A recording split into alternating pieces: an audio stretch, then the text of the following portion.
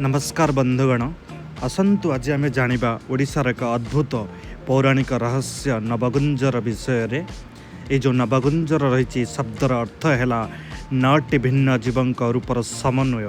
यह भगवान श्रीकृष्ण का एक दिव्य विश्वरूप बोली मना जाए। एबे आसतु जानिबा जो 9टी जीव रही से विषय कौन कौन तांको समन्वय कौन। एक है कुकुड़ार मंड, 2 रे मयूरर बेक, 3 रे वृषभर कुबड़ा जो पिठर उपर अंश, सिंहर कमर, हाथी बाघ हरिणर पाद, ता सहित मनुष्यर हाथ एवं सापर लांज। यही नवगुंजर विषय रे सारला महाभारत रे भी किसी पौराणिक तथ्य रही। पांडव अर्जुन जितेबाला तपस्या करते भगवान श्रीकृष्ण तांकु यही नवगुंजर विषय दर्शन देते।